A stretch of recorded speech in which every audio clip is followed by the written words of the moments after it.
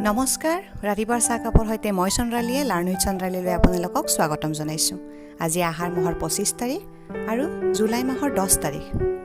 সমগ্ৰ বিশ্বৰ কাৰণে আজিৰ দিনটো এক বিশেষ গুৰুত্বপূৰ্ণ। আজি ইলেক্ট্ৰিকেল ইঞ্জিনিয়াৰ, মেকানিকেল ইঞ্জিনিয়াৰ আৰু বিশ্বৰ মহান আৱিষ্কাৰক নিকোলা টেছলাৰ জন্মদিন। নিকোলা টেছলাৰ আৱিষ্কাৰে সমগ্ৰ বিশ্বক আচৰিত কৰি তুলিছিল।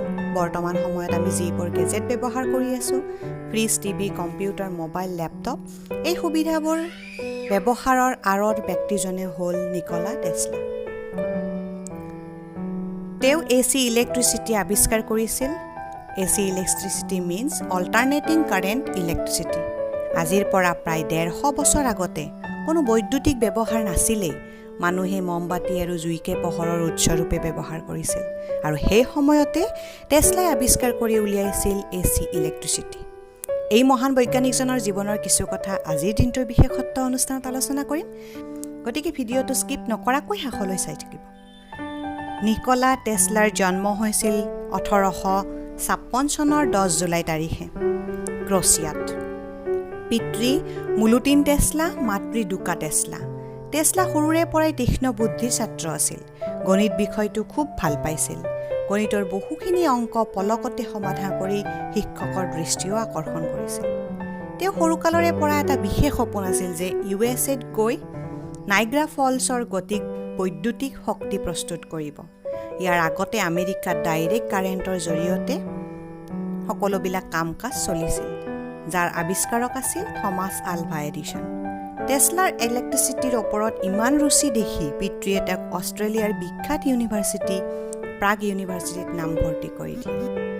তেওঁৰ লক্ষ্যত আগবাঢ়ি যোৱাৰ এইটোৱে আছিল সুপথ। তেওঁৰ চিন্তাধাৰাবোৰ সাধাৰণ মানুহতকৈ বহু গুণ ওপৰত আছিল। তেওঁ মাইকেল ফেৰাডেৰ সিদ্ধান্তবোৰৰ ওপৰত ৰিচাৰ্চ কৰিছিল আৰু শিক্ষকক AC ইলেক্ট্ৰিচিটিৰ ব্যৱহাৰৰ বিষয়ে কৈছিল। সেই সময়ত কোনেও তেওঁৰ কথাত গুৰুত্ব নিদি অপমানিতহে কৰিছিল। তেওঁ কৈছিল যে পৃথিৱীৰ কোনো মন্তব্যই তেওঁক প্ৰভাৱিত নকৰে। তেওঁ জানে যে ধাৰণাবোৰৰ বাস্তৱিক মূল এতিয়া নহ'লেও তেওঁৰ মৃত্যুৰ পাছত হ'লেও হ'ব। সেয়ে তেওঁ নিজৰ সিদ্ধান্তত অটল আছিল। বহু বছৰ পিছত AC ইলেক্ট্ৰিচিটিৰ ব্যৱহাৰ সমাজে কৰিবলৈ আৰম্ভ কৰিলে। AC ইলেক্ট্ৰিচিটিৰ উপৰিও তেওঁ অলেখ আৱিষ্কাৰ কৰিছিল। ইয়াৰ ভিতৰত কেইটামান আৱিষ্কাৰ হ'ল AC মটৰ, কাৰ্বন বুটাম লেম্প, ডেথ ৰে, induction motor, wireless power, world wireless system. এই মহান আৱিষ্কাৰক ভৌতিক বৈজ্ঞানিক, ইলেক্ট্ৰিকেল ইঞ্জিনিয়াৰ, ভৱিষ্যবাদী নিকোলা টেছলাৰ জীৱনৰ বহু সন্মান অৰ্জন কৰিবলৈ তেওঁ সক্ষম হৈছিল। তেখেতে লাভ কৰা সন্মানবোৰৰ ভিতৰত গভৰ্ণমেণ্ট অৱ ছাৰ্ভেৰিয়া 1892 চনত, ইলিয়ট ক্ৰেশ্যন মেডেল 1894 চনত, অৰ্ডাৰ অফ প্ৰিন্স ডেনিলো 1895 চনত, এডিছন মেডেল 1916 চনত, ইউনিভাৰ্চিটি অৱ পেৰিছ মেডেল 1937 চনত, the medal of the university Saint Kliment Ohridski Sofia Bulgaria 1939 চনত তেখেতে লাভ কৰিছিল। অৱশেষত তেখেতে কেইটামান আধৰুৱা আৱিষ্কাৰ এৰি থৈ 86 বছৰ সম্পূৰ্ণ হোৱাৰ পিছত 1943 চনৰ 7 জুন তাৰিখে মৃত্যুকাকত।